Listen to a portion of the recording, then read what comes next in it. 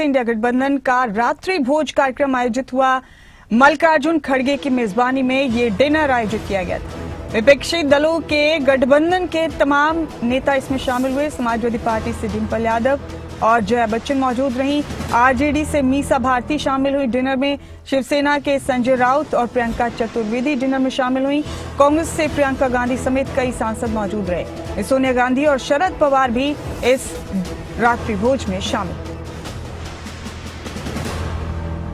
India block का ये dinner कार्यक्रम बीते रोज आयोजित किया गया था।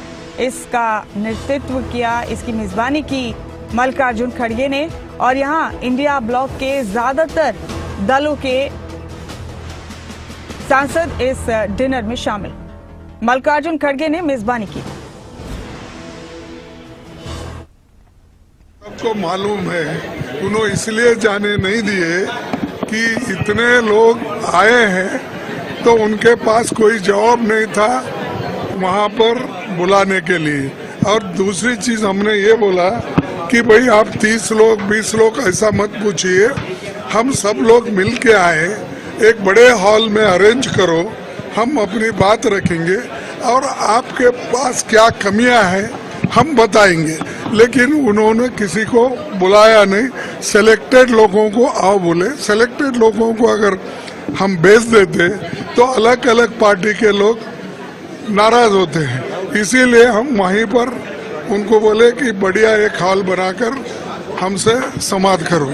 देश देख रहा है कि देश भर के सांसद पैदल चल के निर्वाचन सदन के पास जाना चाहते हैं और उनको रोका जा रहा है।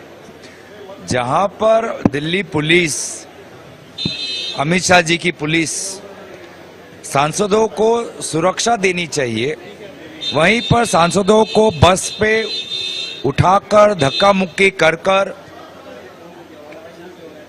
पुलिस थाने में ले जाकर इस प्रकार का जो माहौल दिखा रही है, मुझे लगता है कि सरकार ने बहुत अहम भूल की है। हम लोग एसआईआर के मुद्दे पे साथ हैं, सारी विपक्षी पार्टियां, और एसआईआर के मुद्दे से पूरा देश इस समय प्रभावित है। लोग ये मान रहे हैं कि देश का चुनाव और राज्यों का चुनाव, जिसमें दिल्ली का चुनाव भी शामिल है, घोटाले के जरिए जीता गया है। सरकार को अपना हट छोड़ना पड़ेगा और लोकतंत्र बचाने के लिए, बाबा साहब भीमराव अंबेडकर के संविधान को बचाने के लिए इंडिया गठबंधन एकजुट है और किसी हद तक हम लोग लड़ाई लड़ने के लिए दृढ़ संकल्पित हैं। इस तरह से आप देख रहे हैं पूरा विपक्ष एकजुट होकर के एसआईआर के मुद्दे पर इलेक्शन कमीशन से मिलना चाहता था और इस तरह से उनके साथ दुर्व्यवहार किया गया। सांसदों को बीच रास्ते में उनको अरेस्ट करके लेके जाया गया, जिसमें कि हमारी 3 महिला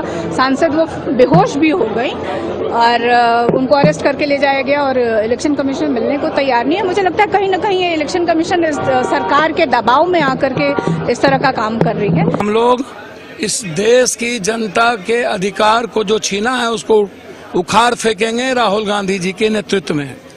जो राहुल गांधी जी और महागठबंधन का जो एक मजबूत नेतृत्व है, वह यह तय कर चुका है कि रावणों के बदौलत चोरी के वोट से देश के प्रधानमंत्री कुर्सी पर बैठे हैं।